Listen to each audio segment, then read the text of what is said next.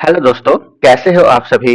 तो आज की इस वीडियो में हम वैदिक सभ्यता से संबंधित कुछ प्रश्नों को कवर करेंगे, जिसमें हम लगभग 80 प्रश्नों को हम अपनी पिछली वीडियो के अंदर कवर कर चुके हैं। तो यदि आपने उन वीडियो को अभी तक नहीं देखा तो आप उन वीडियो को भी देखिए, ताकि आपका जो वैदिक सभ्यता से संबंधित कोई भी प्रश्न एग्जाम के अंदर पूछा जाता है वो न छूटे। तो चलिए आज की इस वीडियो को शुरू करते हैं और कुछ एमसीक्यू प्रश्नों को और सोल्व करते हैं। तो आज की वीडियो का पहला प्रश्न है, ऋग्वेद में सबसे पवित्र नदी किस नदी को माना गया है। कि ऋग्वेद के अंदर जो सबसे पवित्र नदी है वो किसको माना गया है, वो सरस्वती नदी को सबसे पवित्र नदी ऋग्वेद में माना गया है। वैदिक समाज की आधारभूत इकाई कौन सी थी। जो दिए गए ऑप्शन है उनमें से वैदिक समाज की जो आधारभूत इकाई है वो कौन सी थी, कुल थी। अगला प्रश्न है, ऋग वैदिक काल के उन सबसे प्रमुख देवता को पहचाने। यानी कि जो ये देवताओं के नाम दिए गए हैं हमने उनको पहचानना है जो ऋग वैदिक काल में, जिसके लिए स्तुति में क्या किया गया है, 250 सूक्तों का गायन किया गया। तो वो देवता कौन सा है, इंद्र है। इंद्र को उस समय क्या बोला जाता था, पुरंदर बोला जाता था। पुरंदर से क्या अभिप्राय था, जो भवनों को तोड़ने वाला देवता है उसको भी क्या बोला जाता है, पुरंदर। पुरंदर किसको बोला गया है, इंद्र को बोला गया है। तो उसके लिए कितने सूक्तों का प्रयोग ऋग्वेद के अंदर किया गया है, 250 यानी कि 250 सूक्तों का गायन किया गया है इंद्र के लिए। किस वेद में सभा को नृष्ट अर्थात सामूहिक वाद विवाद कहा गया है। यानी कि सभा को क्या बोला गया है, नृष्ट बोला गया है। तो कौन से वेद में बोला गया है, अथर्ववेद के अंदर सभा को क्या बोला गया है, नृष्ट बोला गया है। किस रचना में नारी को सूरा या पांसा के साथ तीन प्रमुख बुराइयों में शामिल किया गया है। तो किसके अंतर्गत नारी को सूरा और पांसा के साथ तीन प्रमुख बुराइयों में शामिल किया गया है। तो इसका सही जवाब क्या होगा, मैत्रेयी संहिता इसका सही जवाब होगा। उत्तर वैदिक काल में किस देवता को सर्वोच्च स्थान प्राप्त था। किस देवता को उत्तर वैदिक काल में सर्वोच्च स्थान प्राप्त था। तो इसका सही जवाब क्या होगा, प्रजापति को ऋग वैदिक काल के अंदर क्या था, सर्वोच्च स्थान प्राप्त था। सूची 1 और सूची 2 का हमने मिलान करना है।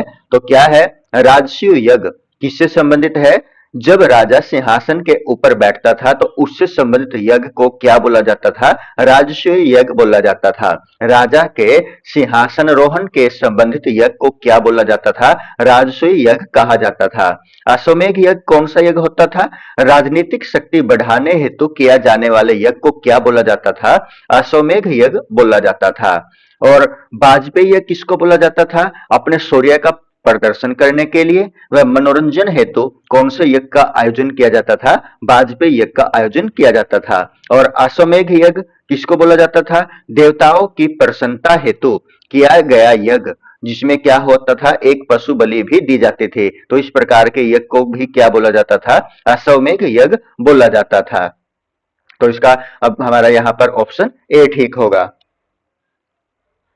सूची 1 और सूची 2 को हमने यहाँ पर मिलाना है कि ऋग्वेद में जो उल्लिखित नाम था और उसका आधुनिक नाम क्या रहा है।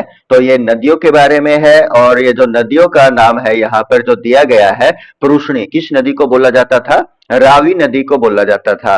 और स्तुद्री किसको, सतलज नदी को बोला जाता था। और अस्किनी किसको, चिनाब नदी को बोला गया है, चिनाब नदी को।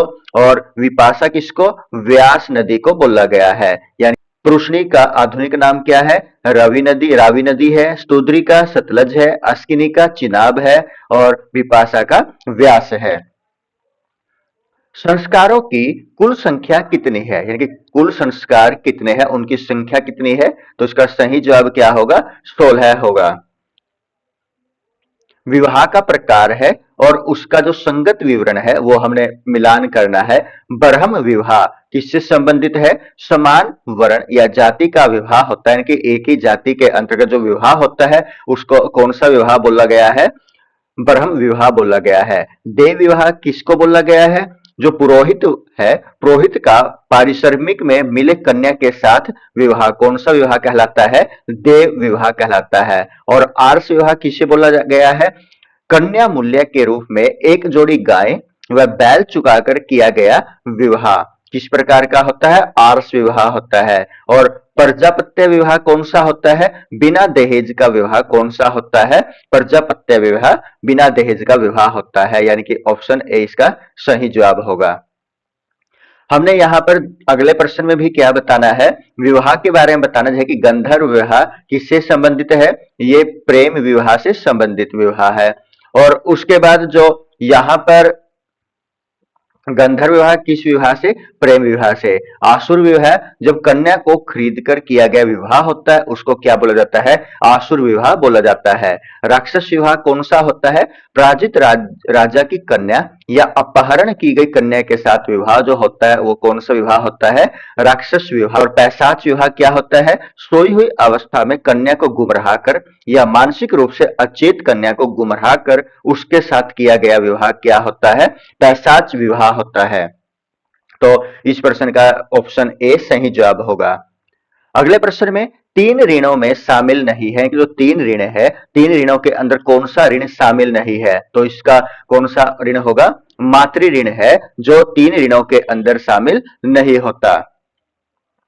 अगला प्रश्न, ऋग वैदिक काल से संबंधित मृद भांड संस्कृति है, यानी कि ऋग वैदिक काल से संबंधित जो मृद भांड संस्कृति है वो कौन सी है? गेरुवर्णी मृद भांड संस्कृति है, जिसको ओसीपी बोला जाता है, गेरुवर्णी मृद भांड संस्कृति। उसके बाद उत्तर वैदिक काल से संबंधित मृद भांड संस्कृति कौन सी है? तो इसको क्या बोला जाता है? पीजीडब्ल्यू बोला जाता है, यानी कि चित्रित धूसर मृद भांड संस्कृति। अगला प्रश्न है, हरियाणा प्रांत में चित्रित धूसर मृद भांड यानी कि पीजीडब्ल्यू स्थल किस स्थान पर हाल में किए गए उत्खननों से प्रकाश में आया है? नाम क्या है? भगवानपुर है।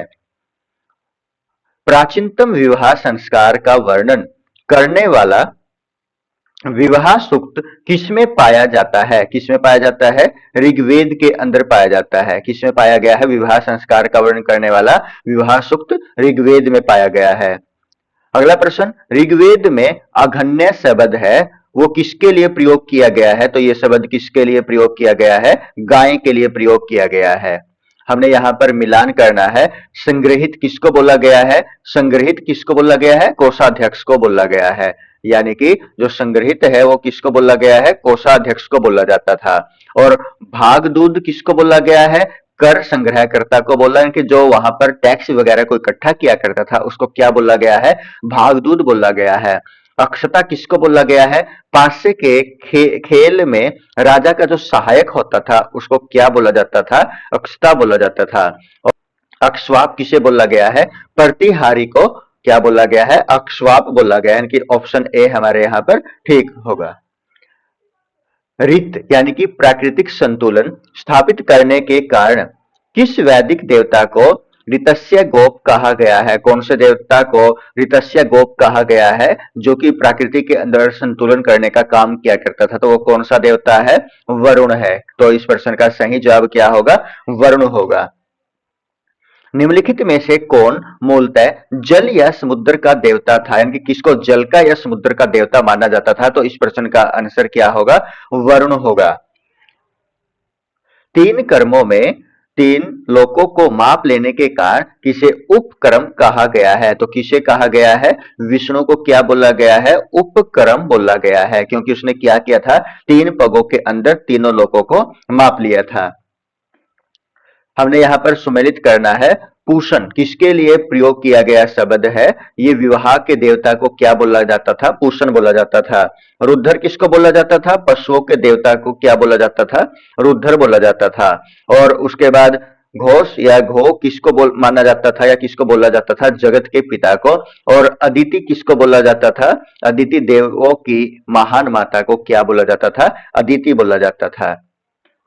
मनुस्मृति मुख्यतः किससे संबंधित है? इसके अंतर्गत किसका वर्णन किया गया है? समाज व्यवस्था का वर्णन किया गया है। गायत्री मंत्र की रचना किसने की थी? गायत्री मंत्र की रचना किसने की थी? विश्वामित्र ने गायत्री मंत्र की रचना की थी। अवेस्था और ऋग्वेद में समानता है। अवेस्था किस क्षेत्र से संबंधित है? तो ये किस क्षेत्र से संबंधित है? ईरान से संबंधित है। निम्न में कौन सी एक ऋग्वैदिक आर्यों की लाक्षणिक विशेषता नहीं है? तो कौन सी नहीं है? लौह कार्य पद्धति से परिचित थे, यानी कि वो जो आर्य थे वो लौह से संबंधित या जो लौह धातु है उसके ज्ञान से परिचित थे।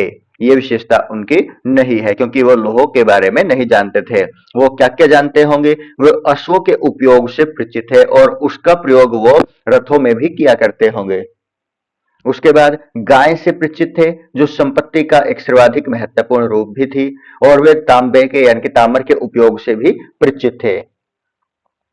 ऋग्वैदिक सभ्यता की नदियों का उल्लेख अफगानिस्तान के साथ आता है, यानी कि जो ऋग्वैदिक सभ्यता है कुछ नदियां ऐसी है जिसका उल्लेख हमें अफगानिस्तान के साथ भी देखने को मिलता है। तो वो कौन सी नदियां है? तो उसका जो नदियों के नाम है वो क्या है? कुब्भा और या फिर करमू नदी है। कौन कौन सी? कुब्भा और करमू। इस प्रश्न में पूछा गया है कि धर्म तथा रीत भारत की प्राचीन वैदिक संस्कृति के एक केंद्रीय विचार को चित्रित करते हैं। तो इस संबंध में निम्नलिखित कथनों पर हमने विचार करना है कि जो धर्म और जो रीत है कि वो किस प्रकार से भारतीय प्राचीन वैदिक संस्कृति के एक केंद्रीय विचार को चित्रित करते हैं। पहला कथन क्या है? धर्म व्यक्ति के दायित्वों एवं स्वयं तथा दूसरों के प्रति व्यक्तिगत कर्तव्यों की संकल्पना था। क्योंकि जो धर्म था वो क्या था? व्यक्ति के खुद के दायित्व थे और या दूसरों के प्रति जो उसके व्यक्तिगत कर्तव्य थे उनकी संकल्पना था। या फिर जो रीत था वो क्या था? दूसरे कथन के अंदर मूलभूत नैतिक विधान था जो सृष्टि और उसमें अंतर्निहित सारे तत्वों की क्रियाकलापों को संचालित करता था। तो इसमें कौन से सही हो सकते? दोनों के दोनों ही क्या है? ठीक है। तो इसका ऑप्शन क्या होगा? सी होगा। एक और दो दोनों ही सही है। 109 प्रश्न के अंतर्गत क्या है? आर्यों के आर्कटिक होम सिद्धांत का पक्ष किसने लिया था? यानी कि जो आर्कटिक होम सिद्धांत है ये सिद्धांत किसके द्वारा दिया गया होगा कि जो आर्य है वो जो आर्कटिक है वहां से आए होंगे। तो किसने दिया होगा? बाल गंगाधर तिलक ने यह सिद्धांत दिया था। सूची 1 यानी कि वैदिक नदियां और सूची 2 उनका आधुनिक नाम, ये हमने बताना है। यानी कि कुब्भा का जो आधुनिक नाम है वो क्या था? काबुल था। क्या है? कुब्भा का आधुनिक नाम क्या है? काबुल है। और परुष्णी, परुष्णी का जो आधुनिक नाम है वो क्या है? रावी है। सदानीरा, सदानीरा का यहाँ पर क्या नाम है? गंडक है। और उसके बाद सतुद्री, सतुद्री किसको बोला गया है? सतलज नदी को बोला गया है। उसके बाद ऋग्वेद में कितने सुक्तक है? 1028 सुक्तक है।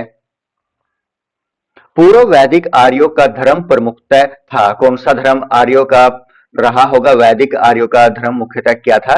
प्रकृति पूजा और यज्ञ ही उनका धर्म था। निम्नलिखित में से किसे भारतीय परमाणुवाद का जनक कहा जाता है? यानी कि जो भारतीय परमाणुवाद का जनक है वो किसे बोला जाता है? महर्षि कणाद को ही बोला जाता है। शतपथ ब्राह्मण से संबंधित राजा विदेध माधव से संबंधित ऋषि कौन थे? तो कौन थे? ऋषि गौतम रघुगण थे। ऋग्वेद के 10वें मंडल में निम्नलिखित में से कौन सा स्त्रोत विवाह समारोह पर प्रकाश डालता है? ऋग्वेद में जो 10वां मंडल है उस 10वें मंडल के अंदर कौन सा स्त्रोत है जो विवाह समारोह पर प्रकाश डालता है? तो कौन सा है? सूर्य सूक्त है। कौन सा है? सूर्य सूक्त है। निम्नलिखित में से किस ग्रंथ को सतसहस्त्री संहिता नाम से भी जाना जाता था? किसे जाना जाता था? महाभारत को जाना जाता था। किस नाम से जाना जाता था?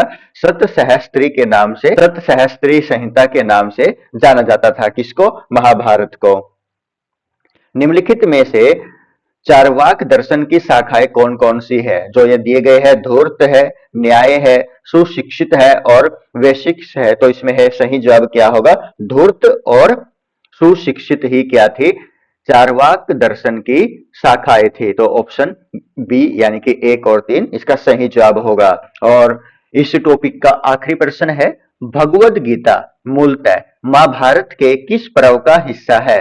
यानी कि जो भगवद गीता है वो महाभारत के किस पर्व का हिस्सा है? तो किस पर्व का है? भीष्म पर्व का ये हिस्सा है। तो इसका सही जवाब क्या होगा? भीष्म पर्व होगा। तो धन्यवाद दोस्तों। आपको हमारी ये वीडियो किस प्रकार की लगी हमें कमेंट बॉक्स में आवश्यक बताएं। धन्यवाद।